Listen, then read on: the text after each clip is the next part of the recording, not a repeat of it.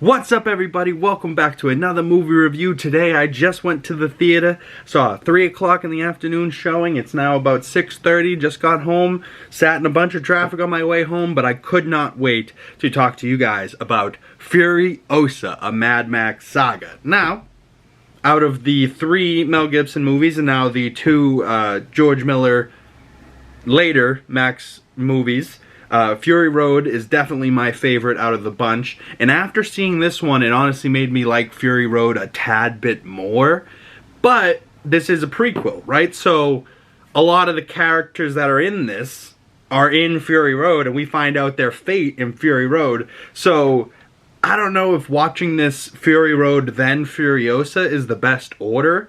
If you haven't seen any of these movies, I'd suggest watching Furiosa first and then watching Fury Road, and then maybe even together, and they'd be like this one great like saga of Furiosa as a character.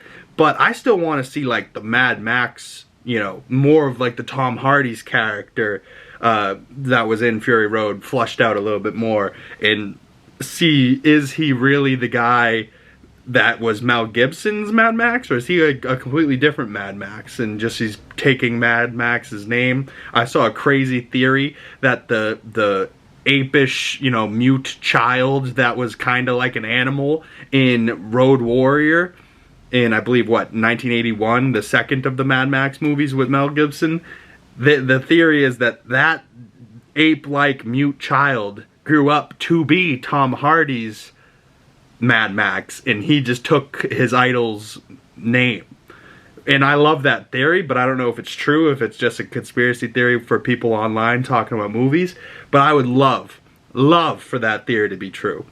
But talking about Furiosa, it's kind of broken down. Like most movies have a first act, second act, third act, which this movie kind of has like more like 5 parts. And they, you know, not even like I'm just saying that, they actually come up on the screen, number 1, and I can't remember all of the different sections right now, like fresh off the movie, just because I'm remembering what happens in those sections a lot more than what the title section said. But they literally have like little title cards that pop up throughout the movie, part 1, part 2, part 3, but it doesn't say part, it just says 1, something Wasteland, 2 Prophecy something, and it keeps going on. But I like how he did it, you know, it's good. I will say the trailer I liked. Like there was a lot of scenes in the trailer that I was like, oh, that's gonna be epic, and then when it happened in the movie, I was like less, you know, amped, just because what the music was doing in the trailer seemed like it was gonna be this like crazy, badass screaming moment, and it was kind of more quiet, you know, it was kind of more just kind of like sitting in your silence staring at this beautiful wasteland. Now, the same thing I said about Fury Road, I said visually is one of my favorite movies I've ever seen. This movie visually is fantastic as well, but I would give Fury Road the leg up even on that. I just think Fury Road, they storyboarded it out and planned so much of that movie that they just had so much happening, and there was so much like story parts, but character arc moments. Like Fury Road, to me, after watching Furiosa, Fury Road I gave 4 out of 5 stars. I might need to give that like a 4.5 stars. That might be a 9 out of 10, maybe even a 5 stars. But as far as right now, that's still an 4 out of 5 stars, an 8 out of 10. So for me, that's a solid-ass movie. I probably give Furiosa about 3.5 out of 5 stars. I don't want to talk crazy spoilers or anything, but, you know, if you guys want me to do a full in-depth spoiler review on Furiosa, drop like 10 likes on this and let me know, or drop down in the comment section what you guys think of this. If you are not a fan of the Mad Max movies, I think this is still a pretty accessible way to get into them with these more modern ones, because they're just, you know, much more fast-paced, a lot more happening, and, you know, visually entertaining, and you know, just a solid spectacle of a movie. I will say I like Tom Hardy and Charlize Theron better. I just, you know, I've seen them in more roles. They're older. They're like my my people I've grown up with now for a while and seen them in so many projects, so I like them as actors quite a bit, where Anya Taylor-Joy is still kind of fresh meat, you know what I mean? Where, like, I've only seen her in so many things, and I haven't really seen her be the star in a movie yet. I've seen her in a star in, like, Queen's Gambit. I really liked Queen's Gambit, but as far as this movie, she does do a great fucking job, and she kills it, but she doesn't come into the movie until, like, I want to say like 45 minutes to an hour in,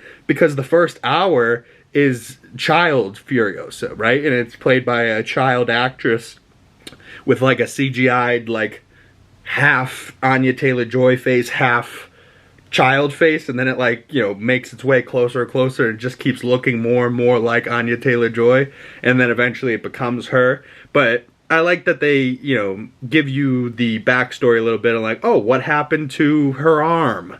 How did she get to having the brand on her neck and driving the war rig? Why does she do the paint on her face? The little love interest that she has in this movie, I was really digging that. And then, of course, that love interest isn't in Fury Road, so you're like, okay, that guy's probably gonna die at some point, but then they don't really confirm what happens to him, so maybe that's another movie they're gonna, like, regroup in another way. I have no idea. Maybe George Miller steal that idea, bring him back, unless I missed it. But I was paying pretty close attention. I don't think they ever, like, confirm, like, kill him. He wasn't gonna be in good shape for sure, but I don't think they killed him. But that character I thought was really cool. You know, the guy that was the driver and taught her everything that she needs to know about the war rig, you know, like, yeah, it was kind of cool stuff, man. But comment below if you're going to go see this movie. If you want to check my other social medias out, and all my links and different things like that in the description below. If you want to see my Letterboxd and go see my other movie reviews in the description below. Guys, I'm Big Cam. I think that's all I got to say. I just, you know, I'm like red in the face. I'm like rushing to get my breath out. I don't know why. I just literally just came off this movie, and I'm trying just to, like, you know, free flow out of my brain, but I don't know if this is working the best. So if you guys want to see a more in-depth breakdown on this, comment below and let me know. But as far as today, 3.5 out of 5 stars for Furiosa, but a 7 out of 10. I like it just a tad less than Fury Road, but it's still a phenomenal friggin' movie nonetheless. So, yeah, go see Anya Taylor-Joy be badass. Chris Hemsworth and his fake nose and buck teeth, you know, as Dementus, he's pretty great, and I love Chris Hemsworth, so of course I was gonna love him. But yeah, go check this out for yourself. All right, y'all, thank you guys for watching. My name is Big Cam. See you guys in the next video.